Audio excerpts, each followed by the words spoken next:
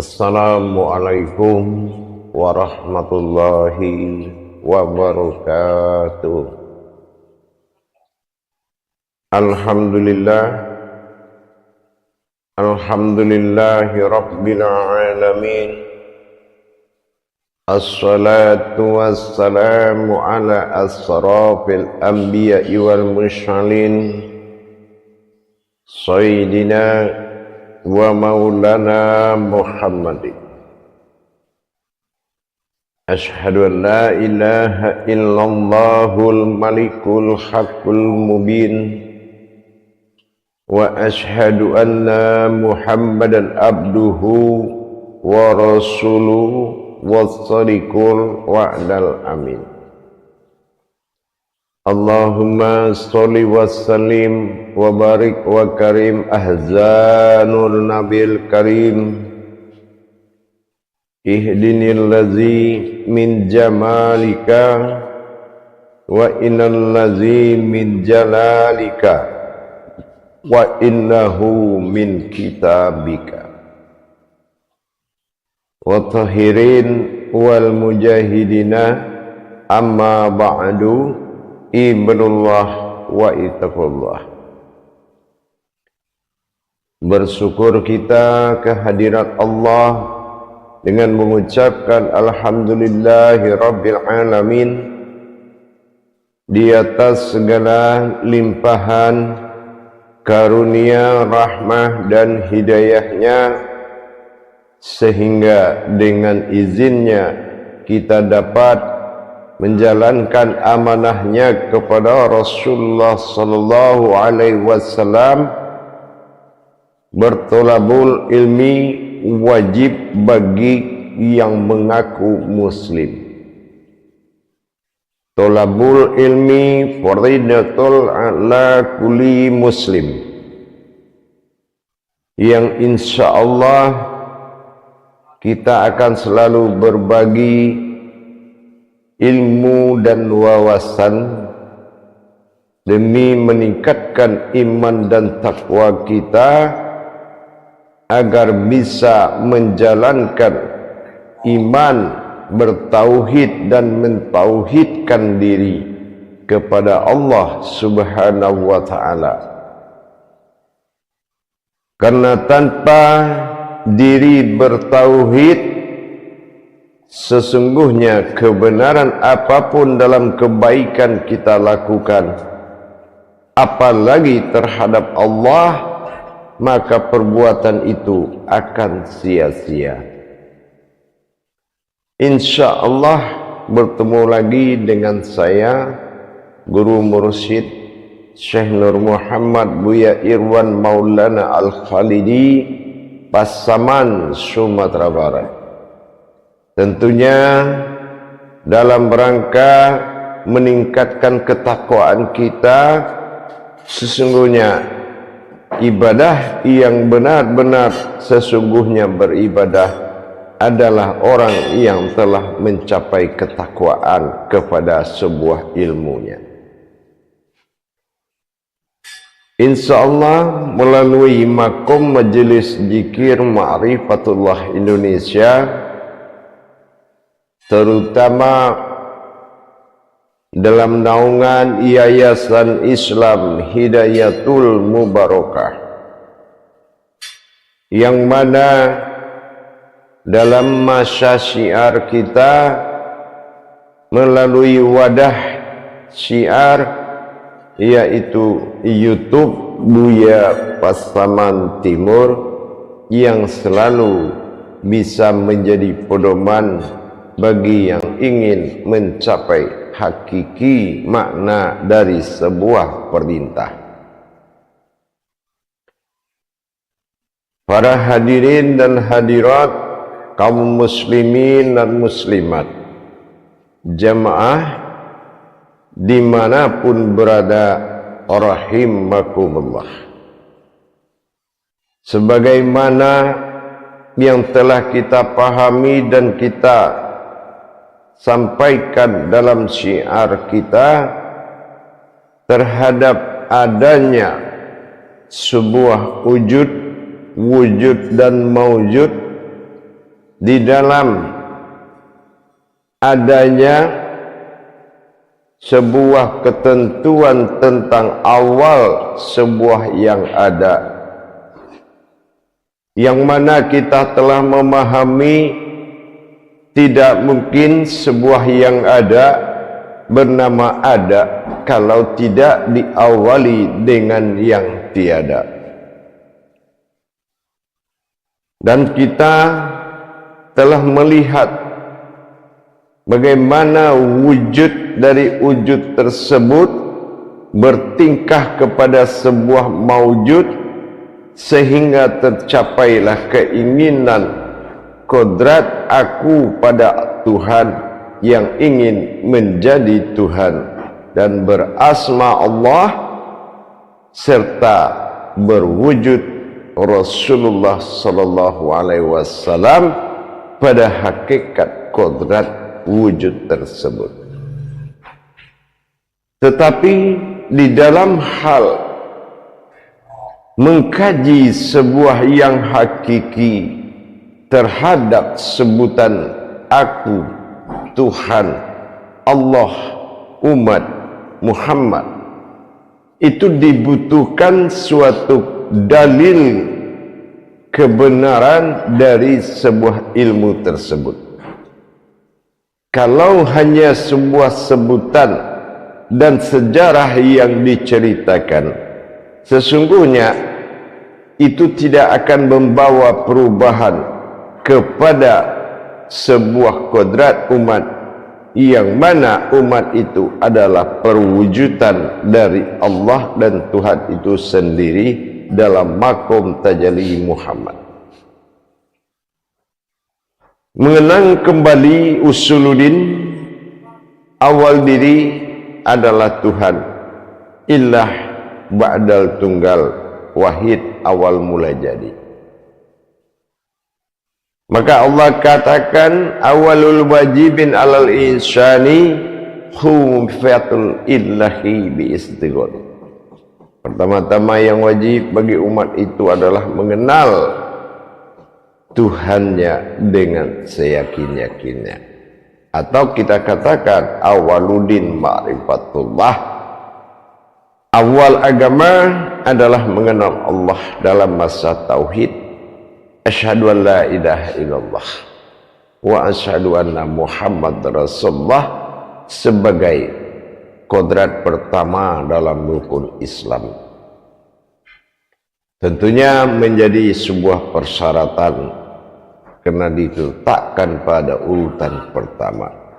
Gagal kita mendapatkan tauhid diri kita, posisi umat dan posisi Tuhan yang akan bermuka syafah di dalam sebuah ibadah, perlunya pendalaman hakiki terhadap syahadat.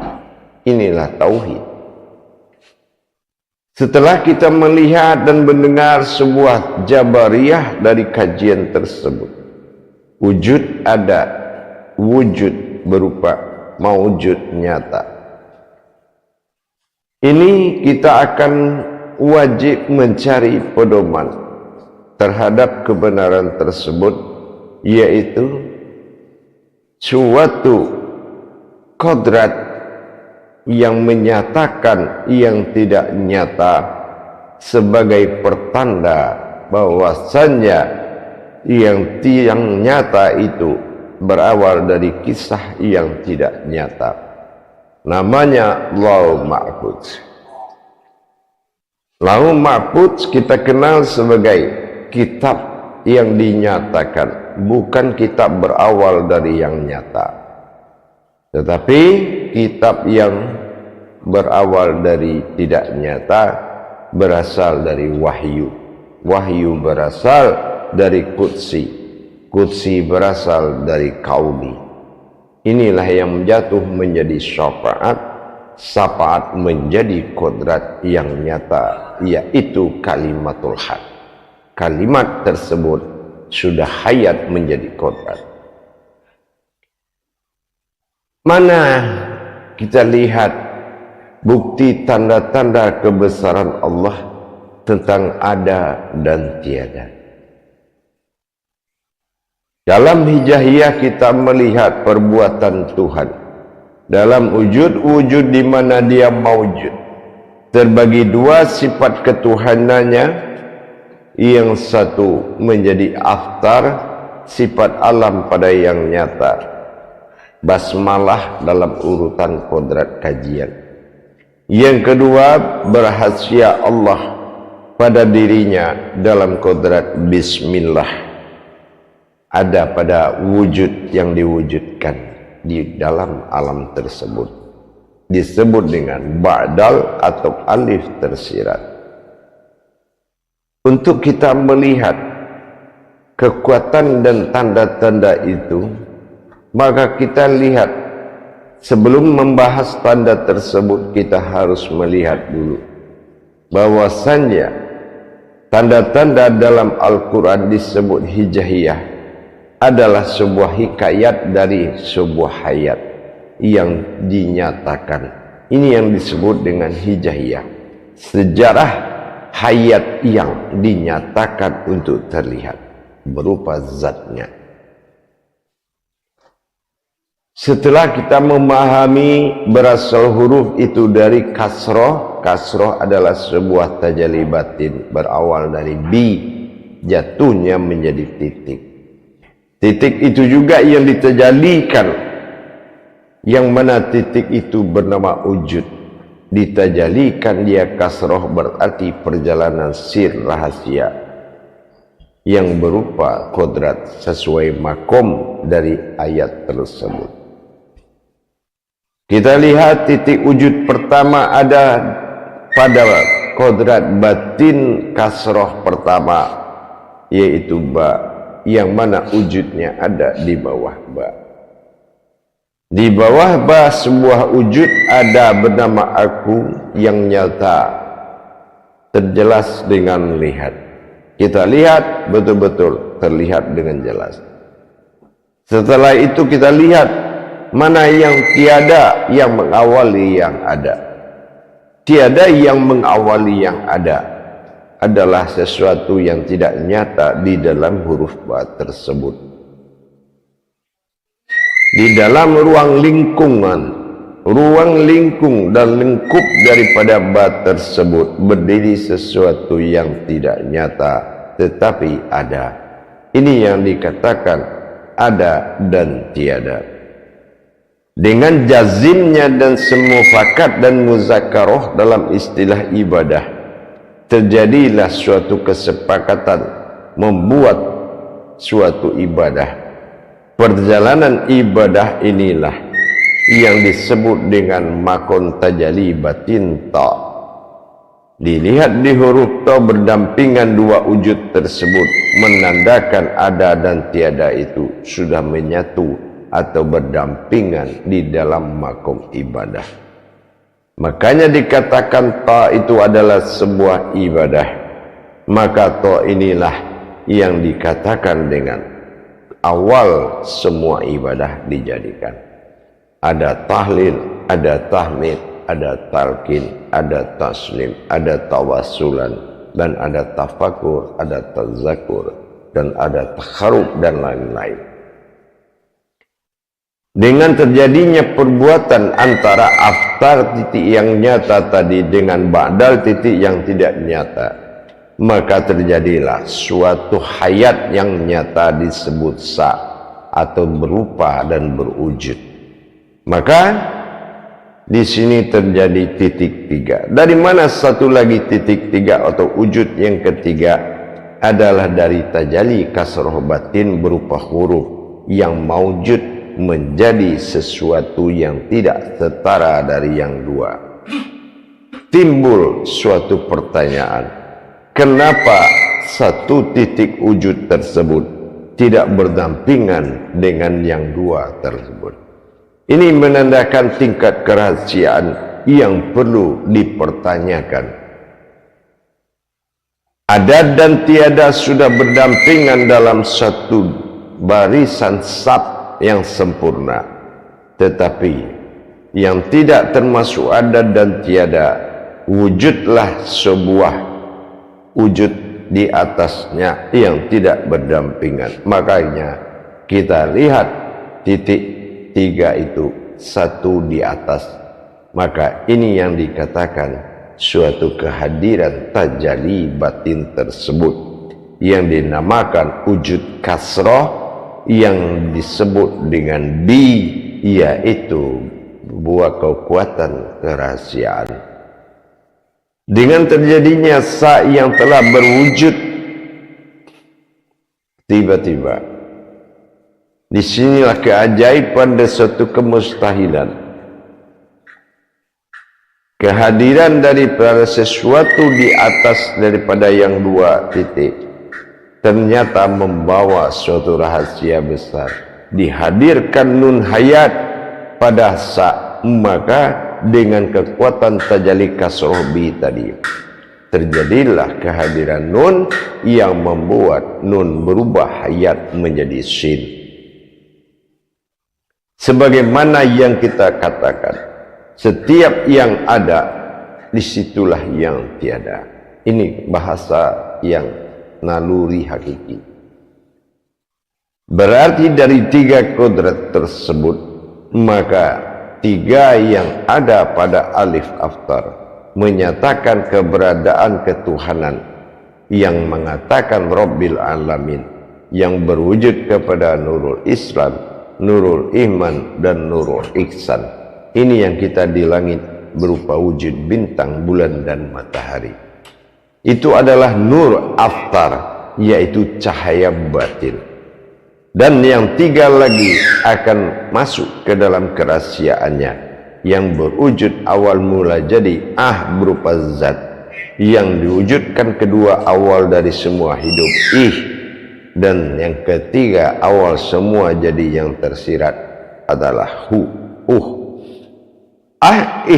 tersebut setelah dilihat dari sisi kodrat ba'dal, yaitu tidaklah terlihat dan 3 kodrat tersebut, maka kita memahami dengan kehadiran nur aftar, nurul isman, nurul iman, nurul ihsan, dan nurul Islam tersebut memberikan penyinaran kepada alif ba'dal atau wujud ba'dal atau wujud yang tidak terlihat, maka kerahasiaan itu menjadi nyata di dalam sinaran 3 nurul aftar. Terlihat sudahlah batin rahasia tadi, yaitu berupa sebuah wujud maujud yang tidak ada, sama dengan semua maujud. Inilah terlihatnya sebuah hayat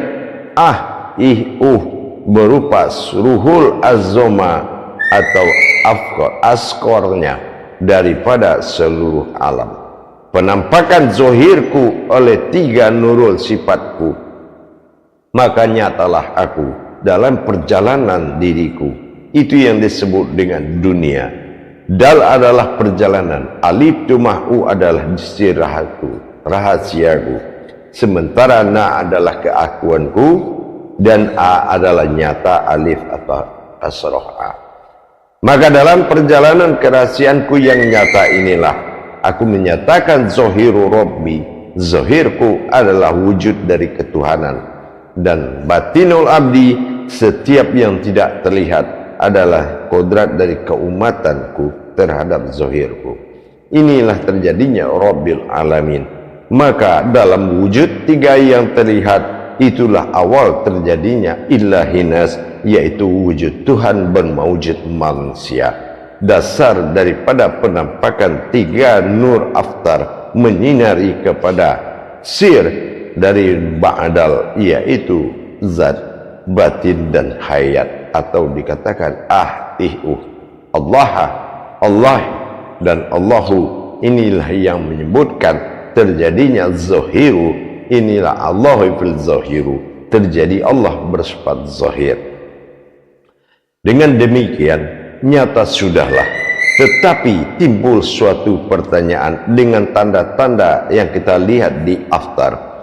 Dari 3 sifat nurul tadi, ada nurul iman, ada nurul ihsan, ada nurul ihsan. Ini kita lihat salah satu dari 3 berwujud bintang, bulan, dan matahari ada satu yang tidak bisa didekati dan dipandang, yaitu nurul ihsan. Nurul ihsan membuatkan kita bertanya kepada titik yang tiga. Ada apa dan siapa yang ada di atas titik dua? Kalau titik dua itu sudah jelas bersifat Muhammad pada alam sir sebagai umat batinul abdi, yang kedua bersifat zahir Allah pada zat, maka berkodratlah Allah. Disinilah nyata dalam bentuk suatu perbuatan tajalli ketuhanan, wujud nyata disebut dengan sifat Tuhan, dan wujud umat disebut dengan hayat. Maka nyatalah aku Allah hayat dari sekalian alam, sehingga titik satu yang ada di antaranya untuk hal ini dikalamkan dengan kata aku. Aku adalah memiliki suatu kehendak ingin menjadi Tuhan dan ingin disebut dengan nama Allah, dan aku ingin dipanggil dengan nama Muhammad. Dalam hal ini tajalli ketuhanan wujud-wujud maujud menjadikan titik tiga dalam masa ada dan tiada. Ada dan tiada maka dilengkapi dengan sebuah rahasia dengan pengakuan aku ada dalam ketiadaan. Aku tiada, nyatalah aku dalam yang ada. Inilah suatu kodrat yang bergejolak dalam huruf sin, yang berwujud dalam diri manusia dan berrahasia di dalam shin nas. Isin inilah yang menjadi sebuah wujud rahasia tertinggi dengan keberadaan wujud mawujud Allah yang disebut ilahin nas. Ilah adalah Tuhan, nas adalah wujud. Maka mana yang dikatakan sifat wujud Allah bersifat manusia? Kalau kita melihat dengan hakiki, maka kita akan bertemu dengan kalam tersebut. Tetapi kalau kita melihat dengan syariat, tidak akan terpandang dan bisa diimani. Tidak akan bisa diimani, apalagi dalam dipandang. Dibutuhkan nilai hakiki batin yang dalam, hati nurani yang berhasia. Hanya dimiliki orang-orang yang Allah ridhoi untuk mengetahui perjalanan dirinya menuju sebuah wujud yang berkalam ilahin nas. InsyaAllah dengan kita sudah melihat sebuah kenyataan tajalli kaji wujud-wujud maujud, maka tidaklah sebuah cerita dan karangan, tidak juga sebuah hayalan, maka nyatalah dalam pertanda-tanda Al-Quran. Allah katakan dalam Al-Quran, sesungguhnya pertanda dan tanda-tanda kebesaranku hanya bisa dilihat dan diketahui oleh orang-orang yang berilmu. Di sini ada batasan-batasan pemahaman dan batasan pemahaman yang harus membuat kita lebih meningkatkan pemahaman untuk mencapai derajat dan martabat kepada sebuah perbuatan kepada Allah. Dibutuhkan kebenaran dan kebenaran, asal itu bersifat Tuhan. Tidaklah kita larut dalam cerita, tapi bisa mendapatkan fakta, pertanda yang dimunculkan dalam Al-Quran. Asal kita memang memiliki pengetahuan terhadap cara membaca Al-Quran, cara mengimani Al-Quran, dan cara memandang Al-Quran. Dibutuhkan ilmu dalam hal ini. Insya Allah mudah-mudahan bisa bermanfaat dan bisa meningkatkan nilai ibadah kita dan meningkatkan iman dan takwa kita. Mudah-mudahan bisa bermanfaat. Insya Allah mudah-mudahan dengan adanya berbagi ilmu dan iman, berbagi ilmu dan wawasan membuat kita lebih meningkatkan kualitas martabat Allah pada diri kita. Insya Allah. Alhamdulillah, saya Guru Mursyid Syekh Nur Muhammad Buya Irwan Maulana Al-Khalidi dalam makom Tauhid Siriyah, mudah-mudahan bisa bermanfaat. Akhirul kalam, wabillahi taufiq wal hidayah. Wassalamualaikum warahmatullahi wabarakatuh.